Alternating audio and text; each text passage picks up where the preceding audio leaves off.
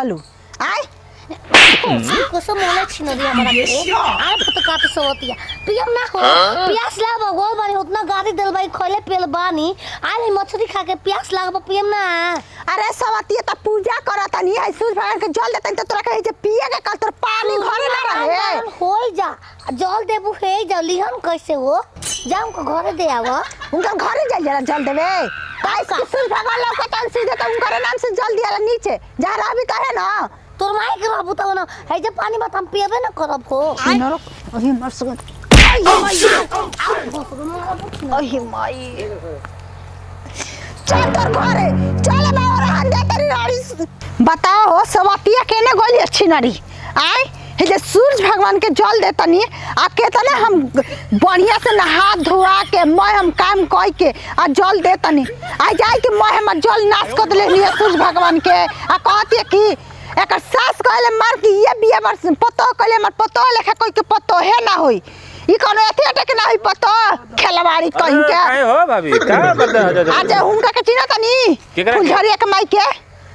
हां अरे उनका पतो ये बिया जान जे न के बाबू एतना बाबू जी बढ़िया से हम हाथ धोआ के खूब बढ़िया से सूरज भगवान को से जल देत रही आंख मुद के जल दिया जाला ना आ नीचे से के पानी पी ले लसिया मोय हम नाश कर दिया पूजा चला बा उजन हां तुलसी जी तक देत रही पूजा माया के नाश कर दिया मैं त नाश देले रहू तो कहां जात रहनी अब जा तनी ओकर घरे और रहन देवे ठीक ना का एक दिन के बाजी और रहन दे हब अरे परसों हमर कुकुर के पोंछ के बार देले रहल हिया रौरा कहम की कहते ना रहन देव त एक दिन उ सुधरी ना सुधरी ठीक बा लेकिन रोहनियो समझे के बा ओकर तनी रहन ओइसन ह आ तुम उहे हड़ी ना कि कहले के पता हमारी ये बिया कहले मत पता लेखा केहू के पता ना मार बड़ाई करली त जा तनी बेर उनको गर्मी झाड़ तन जन गर्मिया होय ना तन झाड़िए ना देबे बेर त हमरो नाम ना मर्दे बाबूजी देखो तरह कि हमरा लेखा लइका कुल दिन भर घूमत तरह आ तू हमरा से घर दुआर करवाव तरह दे तब एक छोटा फट देना आज के गिर बैठा दे तो फिर के करी के देखा मुंड सने की न त राती में बैग उठाई चल जाई लंदन हां त हमार सन के तो देखा त सोच बा बाजी तो सोझे बाम निकली चल मुंह चमका कर सारा ए बाबूजी एगो बात कही हमार जिंदगी तू भट देहला ना हां तू पैसा के लोभी वाला हो तू आदमी वाला बाप कहेला कलंक वाला बाप के नाम पर तो बाप मत कह कहिया के कहत हवे तू बाप कहले रे सारावा केकरा कहबे पड़ोसिन करे दिन भर बाप कहबे दिन भर के रोज खट के आवा चाहे आलू रोप के आवा चाहे गेहूं पटक के आवा त जा घरे त बैठ तिले कर तिले कुछ बोलबो तिले एकला चुतरे पर तिले एकला कपड़े पर हां तो उमर जानतर के हमर करे जो नहीं केहू बा हैया ना बियाह शादी नहीं बे बाबूजी घरवा के बात करतनी घरवा के कहत रे हां त के करी हे बाबूजी के बात कही हां रतिया जौन खानावा बनला ना कुल खिचड़िया उचड़िया हां कल में खिचड़ी बनावे के ना हां हम ना बनेले रही उ त पगली के डरे कह दे हमी उहे बनेले रे होता बेकार खाना बा सारा पहले कहने बता ए त का करी राती में मेरी डिस्टर्ब आई चाय ओ आ गईली माई चाय दो दे रे चाय हम तू दे दोगला तू दोनों मिलके 10 हमनी ए बाबूजी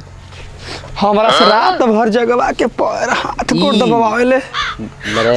आई गई कर लिया पूछ सना सकलो कहां गई रही है सुबह में 10 बजे बाबूजी कहां गए वो शेयर करे ना सूती गोल खड़े ले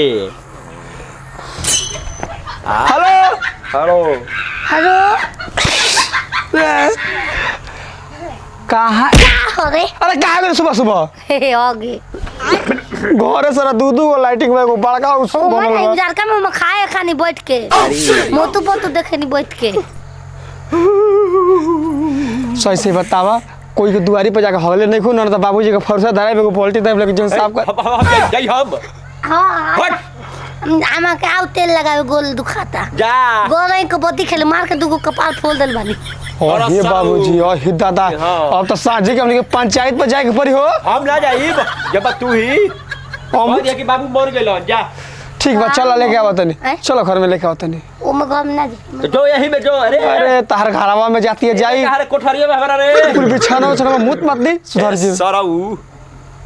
तू अब देखा तनी गोकर खिसे तहरे पर मत निकाल दी बाहर का हमारा डर लगा था गोरा अरे हो कौन सो नहीं लागती हमनी घरवा में हो ये हरे आवती अब हमनी घर नहीं है कौन है देखता कौन है सिर कौन तो वो चाची हो गई ई हाँ अच्छा कुछ कहले बड़ा का रे छान कता होतिया हम नहीं कहले हम घर से बाहर गई रही करब के कहले बा हम रानी के बच्चू की का इधर लोटा ले लेली एकर मतलब लाइटिंग में बवाल भइल बा हम जानत ये चाची देखो डिस्टर्ब हो गेल तो पहले देखो के लोटा ले ना मांग फाड़ दे ए चाची सुनो खिसिया मत हमारा घर 3 गो लाइटिंग बा जा जौना लाइटिंग में तो लाइटिंग भर के फिर ल फिर लेबे के बा मतलब लाइटिंग कर आइल बे तारा मौगी लगा फद गोबर लौकत नहीं का ये तो बाहरे करबू आ सरकार में पैसा लगा होखी ए नाती ए, राजा।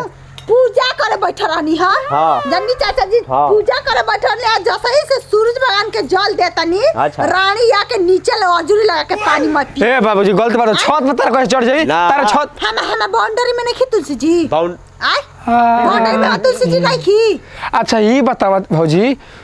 तू गांव घर में रहलू ना 16 तारीख के पंचायत भइल रहल त मुखिया जी कहल कि अपन सब कुछ दरवाजा देख रही 1 महीना काहे तो हम पूजा पाठ करे उनका मुखिया जी की सब कोई पूजा पाठ अपन कोना में जल दी यो कलरन मुखिया जी चाहे दो हम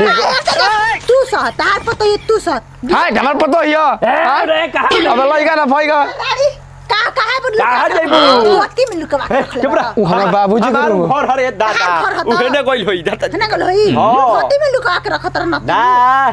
अरे ई हो आगे हमार घर के काहे छिन भाग रे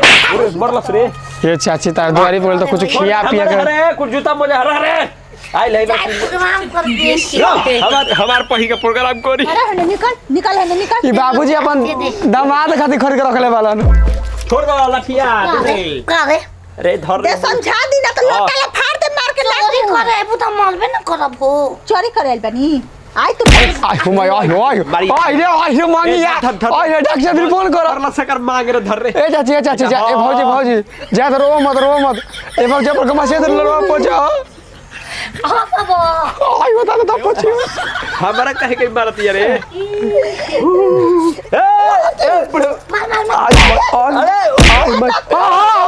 ओए चाची ये क्या कर बोले बाला अरे कुर्ता रो भाई फाड़ भाई ओए दादा